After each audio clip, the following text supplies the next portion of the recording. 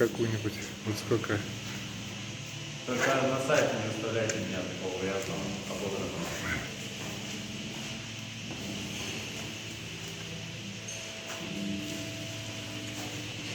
А вот наш каминчик.